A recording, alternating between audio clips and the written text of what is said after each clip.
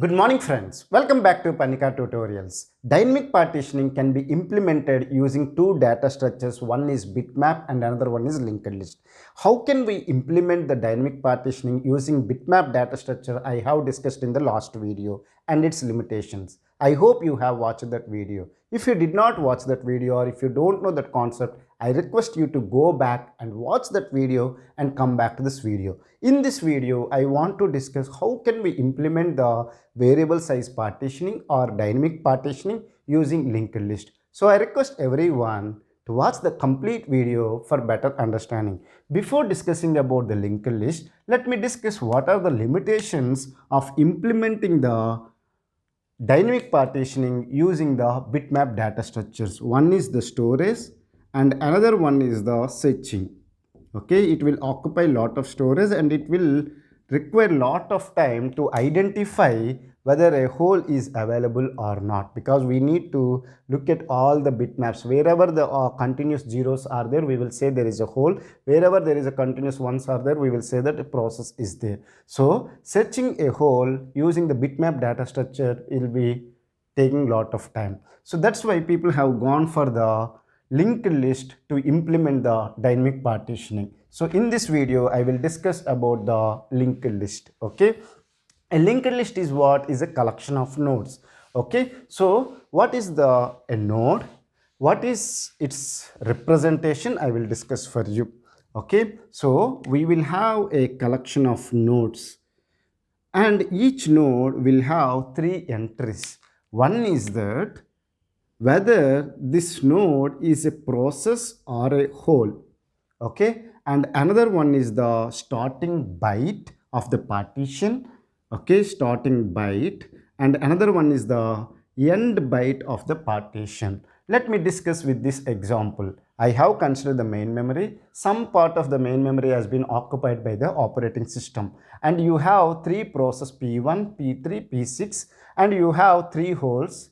Here there is a hole, here there is a hole, and here there is a hole. So from 0th byte to 199 byte, a process P1 is there. From 300 byte to 399 byte, process P3 is there. From 500 byte to 599 byte, process P6 is there. Just for your understanding, I have considered this example. So look at here. As I said, each node we have to represent as three entries. So each node will represent one partition. So this is a one partition is there at the current instant. So which is a process or a whole? It is a process. So we will represent it as a P. Okay, and we have to represent the starting byte. Starting byte of the partition is 0 and the ending byte of the partition is 199. And similarly, you have another partition, okay, which is a process or a whole? It is a whole. So you have to represent it as H. And what is the starting byte? Will be 200. What is the ending byte? 299. Okay, so this is the partition 2. Now look at the another partition. Okay, you have a process P3, so you have to represent it as a P, and the starting byte is 300 and the ending byte is 399. And you have another partition which is a whole. Okay, so you have to represent it as a H, and the starting byte is 400 and the ending byte is 499. And then you have another partition, this one, okay, which is a process, so you will represent it as a P, and the starting byte is 500 and the ending byte is 599. You have another partition, okay, which is a whole, so you will represent it as a H, and then the starting byte is 600 and the ending byte is 799. Is it clear? So you have currently how many partitions? 1, 2, 3, 4, 5, 6. 6 partitions are there. So you have to represent each partition as a one node in the linked list. So totally you have 6 nodes in the linked list. Now how can we connect them? The order we have to connect is based on the starting address. Okay, so this will be your first node. Then this is your second node. This will be your third node. Then this will be your fourth node, okay, fifth node and sixth node. Like this you have to connect. Is it clear? I hope you have understood how can we represent the dynamic partitioning concept using the linked list. Is it clear? Now let me take another example.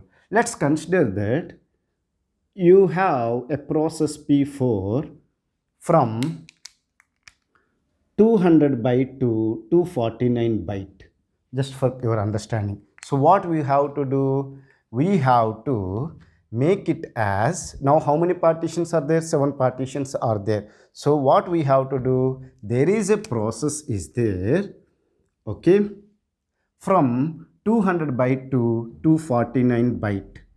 Is it clear? Then you have another partition which is a whole, so you will represent it as H. Starting byte is 250 and ending byte is 299.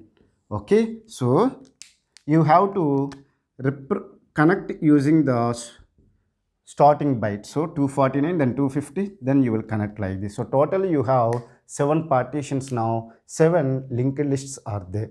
So one thing is that by lot of simulations, they have identified that the storage space required to represent the linked list is less as compared to the bitmap. Is it clear? And another thing is that searching will be very easy. In the bitmap, if I want to identify whether a hole is there or not, I need to keep on looking at the entire bitmap. Whenever there is a continuous zeros are there, so I can say that it is a hole. But here, by looking at the first entry, whether it is a process or a hole, I can easily identify. And the size of the hole also I can identify by looking at the starting byte and the ending byte. So searching a hole in a linked list is very easy and storage space is also very less. Now you can ask me one thing. Let's take that after some instant of time, process P3 has been made it as a one hole. Okay, process P4 has made it as a one hole. Is it clear? Now you have a continuous hole from 200 byte to 500 byte. Is it clear? So now how we have to represent? Now look at here. From 200 byte to 500 byte there is a hole. So this is becoming a hole. Previously it was a process, now it has become a hole. And here also it was a process, it became a hole. And previously it was a process, a hole, it is also a hole now. So now from 200 byte to 500 byte there is a hole. Now we should not make it as these many holes because it is a continuous one hole. Am I right or wrong? You have a process, you have a hole, you have a process, you have a hole. So how many holes are there? 2 holes are only there. Am I right or wrong? So once we remove, all this entire thing will become a one hole. Are you able to understand? So now if you keep like this, so now it looks like you have 4 holes. If you maintain like this, if a process comes which has a large requirement, we cannot allocate any one of the hole. It becomes like a fixed partitioning, but it is a dynamic partitioning. Are you able to understand?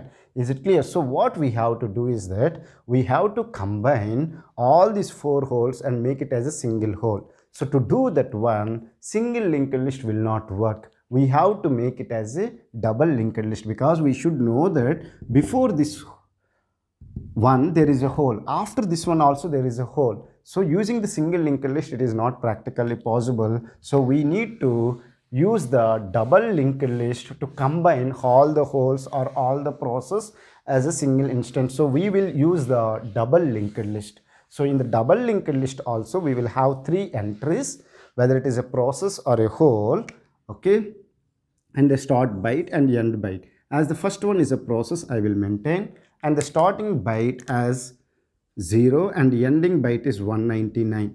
And another one, you have another partition which is a hole, okay, starting byte is 200 and the ending byte is 499. And next one is a process, okay, P, and starting byte is 500 and you will have 599. And you have another partition, okay, which is a hole, so you will represent it as H, and starting byte is 600 and the ending byte is 799. So you will make it using a double linked list. Okay. So with the double linked list, we can keep track of the entire hole. So I hope you have understood how can we implement the dynamic partitioning or variable size partitioning using the linked list data structure. If you have any doubts or any queries related to this concept, feel free to ask me in the comment section. I will try to clear your doubts as early as possible. Thank you for watching the complete video. Have a nice day.